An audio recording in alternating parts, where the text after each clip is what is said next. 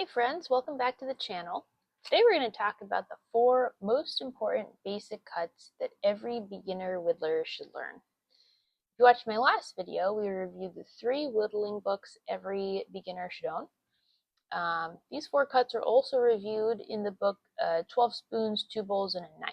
If you haven't seen that video and are interested, I will link that down in the description. Go ahead and check that out. When I first started whittling, I thought, pretty straightforward. You just carve wood with a knife, which is true. But then learning a few specific cuts completely changed how controlled, how safe, how enjoyable the process became. So I'm hoping that these 4 cuts will help you in the same way that they helped me. For me, they show up in almost every project that I make: spoons, animals, birds, things like that. So mastering them can help give you confidence to also help prevent slips and injuries and things like that too. Just a couple more tools for your belt. So the first one we're going to review is called the push cut. This is a really basic thing, right? It's exactly what it sounds like. You are taking the knife and you're pushing it away from your body, typically with your thumb on the knife hand on the back of the blade for extra control. So you're typically holding the wood in your non-dominant hand. I'll move my hair for a little bit. You'll hold the wood in your non-dominant hand. For me, that's my left hand. You'll hold the blade or the knife in your other hand with your thumb on the back of the blade here. And then you can use your non-dominant hand thumb to help push the knife through the wood and away from your body. So this helps make things like small controlled slices. It's great for flat surfaces, roughing out forms, stuff like that. And the key here, really, it's control over power. So let the sharpness of the blade do the work. So I'll show you on this end, maybe on this end here. I'm holding the wood in my non-dominant hand. I've got my blade here. I got my thumb on the back of the blade, and I'm helping to use the control. The push really is just coming from this thumb here. This hand is not doing really anything. If anything, it can help pivot this way, but essentially I'm pushing up that way with this hand. So just like that. Push cut.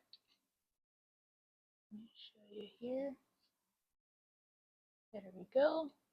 Another one for fun. So safety tip, always be aware of where the blade would go if I slipped. So with this type of cut, both hands and all fingers stay away from the cutting edge.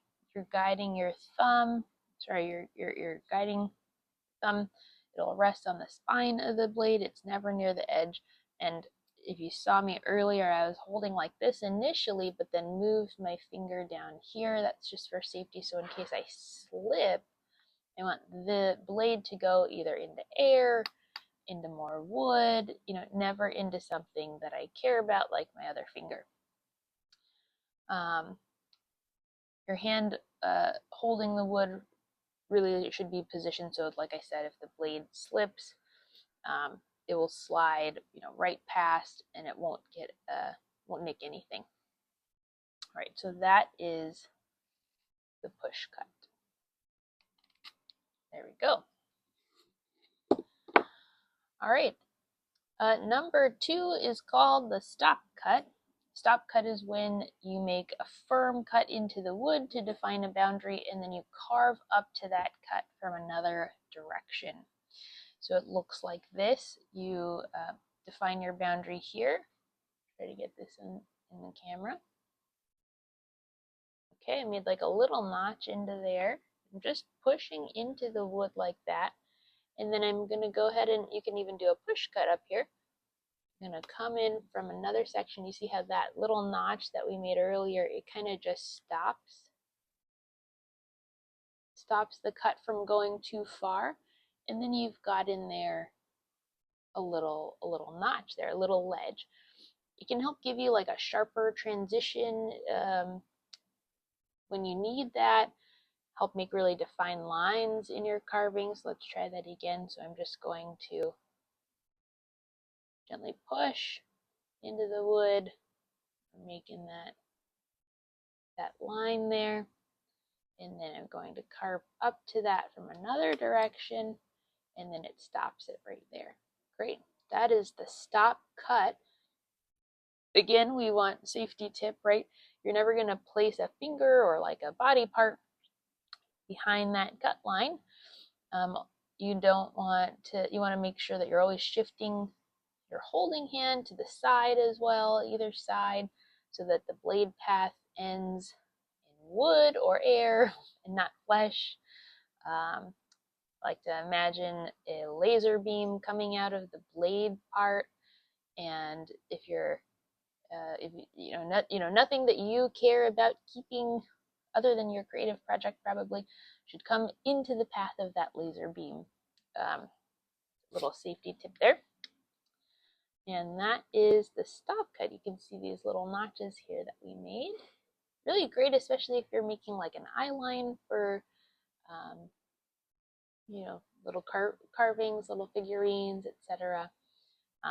For spoons, I like to put that just before the bowl and then carve up there.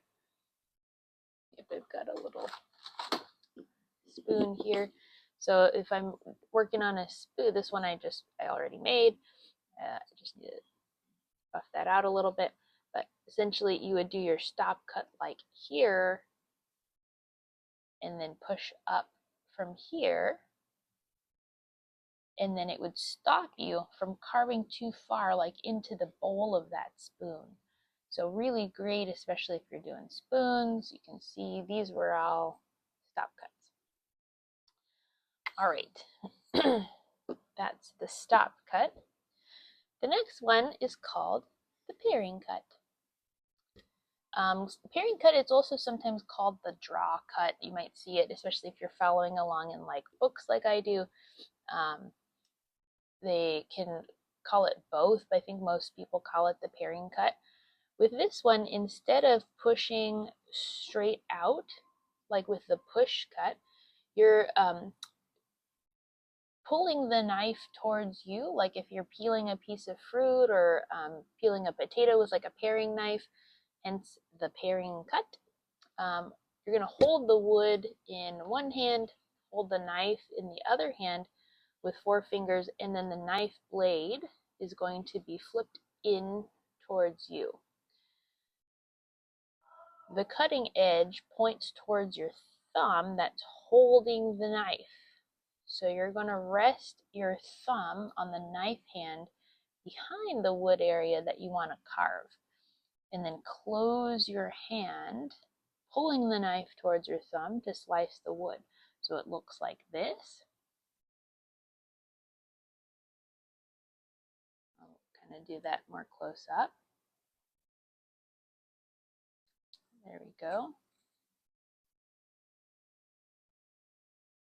Great. All right. So as you can see, right, this does require you to cut towards your thumb. So if you're new, you can wear a thumb protector. I think maybe it's just not just for new people. You can also wear those gloves, those cut resistant gloves. Everything can be sliced through. I've done it before, so just be careful. The thumb protectors, the gloves, they're helpful tools, but they're not a substitute for a sound technique.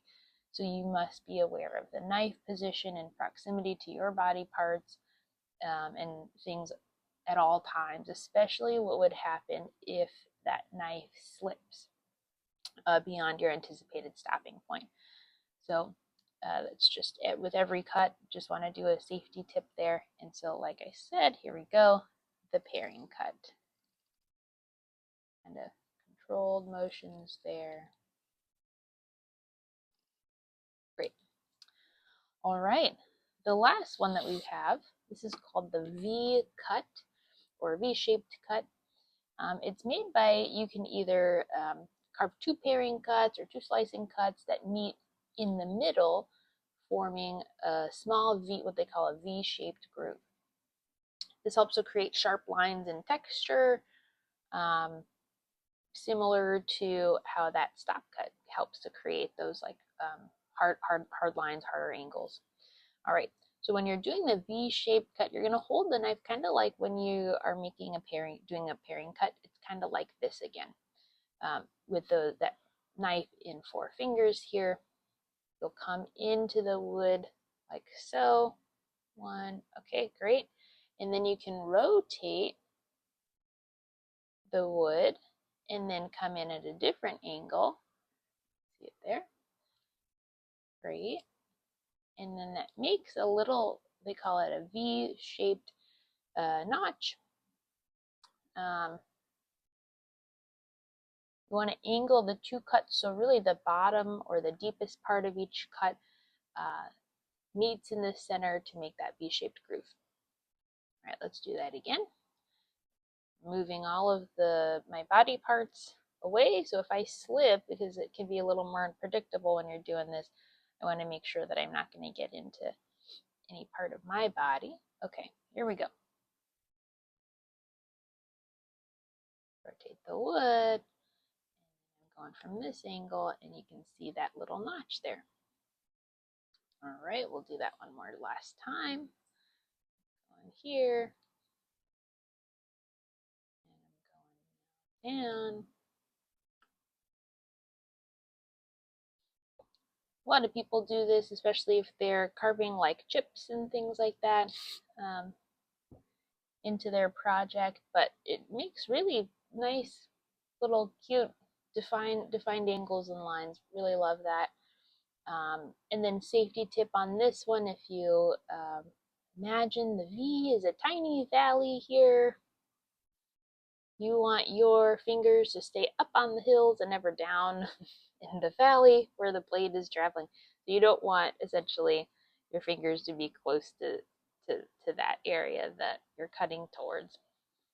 All right, to recap, our 4 basic foundational cuts are, we have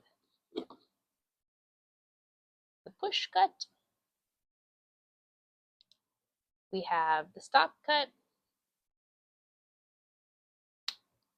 great, you've got the paring cut,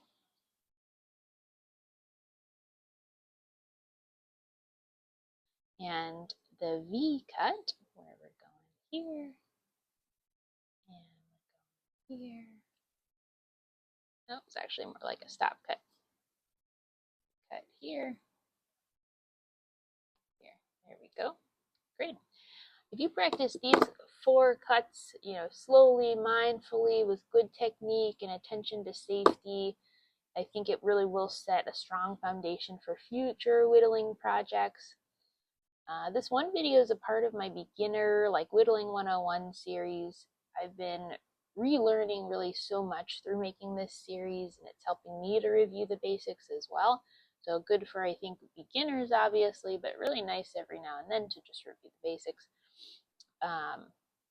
If you found this helpful, give it a like and subscribe for more carving content. Let me know in the comments maybe what you're working on. If you have a little desk buddy that works on it with you. And I will see you in the next one.